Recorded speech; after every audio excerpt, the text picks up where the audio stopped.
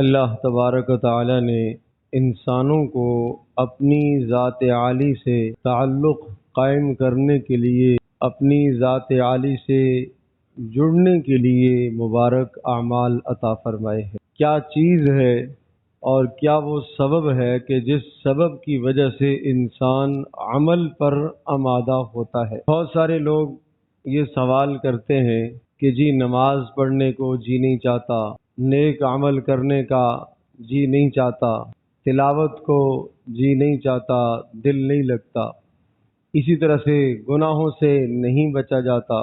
تو سب سے پہلی اور بنیادی بات یہ ذہن نشین فرما لیں کہ انسان کو نیک عمل کا جی نہ چاہے، نیک عمل کی طرف انسان کی رغبت نہ ہو اور گناہ سے بچنا آدمی کے لیے مشکل ہو جائے، یہ انسان کے ایمان کی کمزوری کی نشانی ہے۔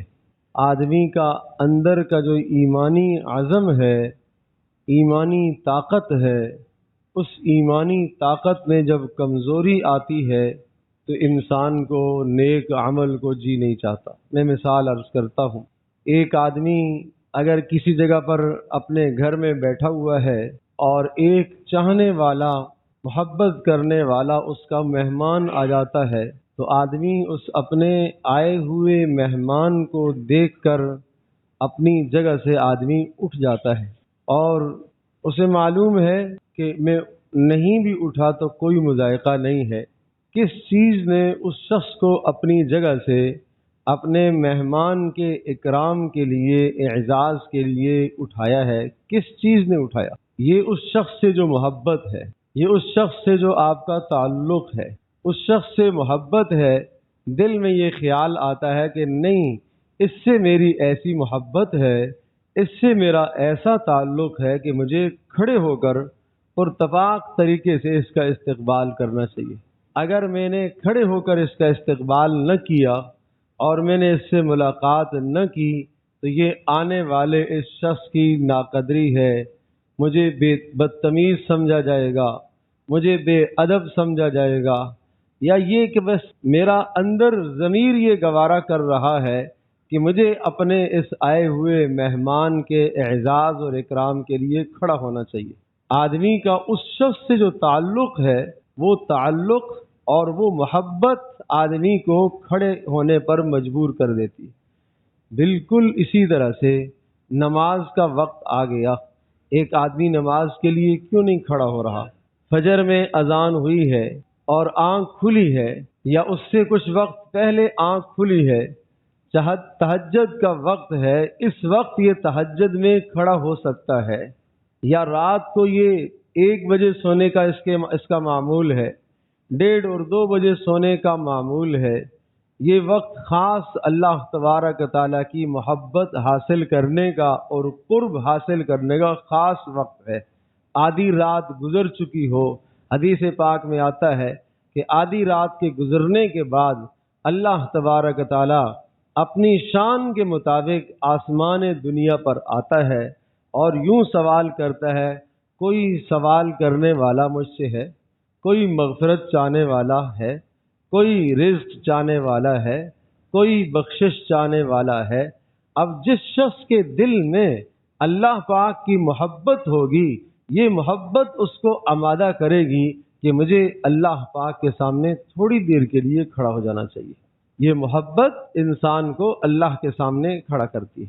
اگر محبت ہی نہیں ہے، دیوانہ ہی نہیں ہے اللہ کے معاملے میں، اللہ پاک کے تعلق کا ذرہ برابر بھی احساس اسے نہیں ہے، چاہے اللہ ناراض ہو، چاہے اللہ راضی ہو، اس کی کوئی پرواہ نہیں کرتا، تو میرے عزیز دوستو اور بزرگوں، یہ انسان کے لیے محرومی کی بات ہے کہ اتنا ادنا سے ادنا ایمان بھی نہیں ہے کہ جو انسان کو ایک نیک عمل پر آمادہ کرے، جو آدمی کو نماز پر تیار کرے۔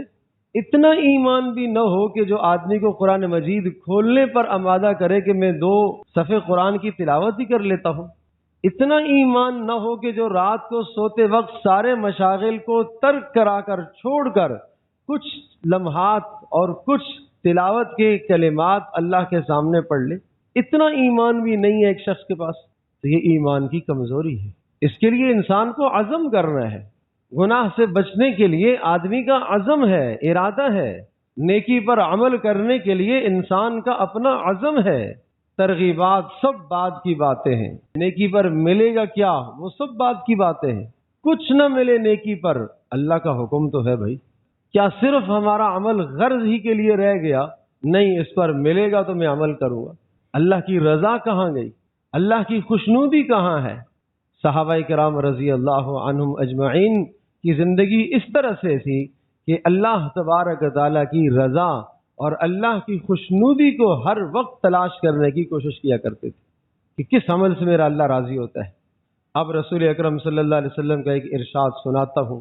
آپ نے فرمایا لا تحقرن من المعروف شیئا، کسی بھی نیکی کو تم کمزور نہ سمجھو، ممکن ہے یہی نیکی اللہ تبارک تعالیٰ کی رضامندی کا ذریعہ ہو۔ رسول پاک صلی اللہ علیہ وسلم نے ارشاد فرمایا کوئی مسلمان اپنے مسلمان بھائی سے یوں اس طرح سے پیٹھ نہ پھیرے کہ دیکھ کر اجنبی ہو جائے، وہ اسے دیکھ کر اجنبی ہو گیا، یہ اسے دیکھ کر اجنبی ہو گیا، دونوں نے ایک دوسرے کو دیکھا ہے، ملنا گوارا نہیں کرتے۔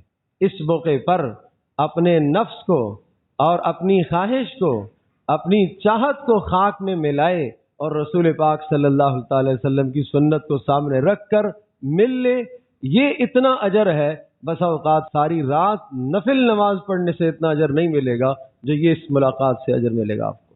ان اول الناس بی یوم القیامت المتقون، بس اس بات کو یاد رکھ لینا کہ قیامت کے دن میرے قریب، میرے نزدیک سب سے قریب وہ آدمی ہوگا جو میری اتباع کرنے والا ہوگا، وہ جہاں بھی کہیں ہو، چاہے وہ مدینہ میں ہو، چاہے وہ یمن میں ہو، چاہے وہ دنیا کے کسی بھی کنارے میں ہے، میرے قریب سب سے قریب انسان وہ ہوگا جو میری پیروی کرے گا۔ اس سے رسول پاک صلی اللہ علیہ وسلم کا قرب آئے گا، آپ علیہ السلام کی اتباع سے، اور نبی پاک صلی اللہ علیہ وسلم کے قرب سے اللہ کا قرب حاصل ہوتا ہے۔ جو آدمی یہ چاہتا ہے کہ اللہ کا قرب اسے جلدی نصیب ہو، اس کے لیے سب سے جلدی اور سب سے خوبصورت راستہ سنت کا راستہ ہے۔ آپ سنتوں کی اتباع کرنا شروع کر دو، آپ چھوٹی چھوٹی سنتوں پر عمل کرنا شروع کر دو، آپ دیکھیں گے، آپ محسوس کریں گے از خود دین پر عمل کرنے کا شوق اور رغبت بڑھنا شروع ہو جائے گی۔ اب میرے اعمال میں تھوڑا سا اضافہ ہونا چاہیے، تو ہر دن اپنے اعمال میں اضافہ کرو، یہ اضافہ اللہ کے قرب کا ذریعہ ہے۔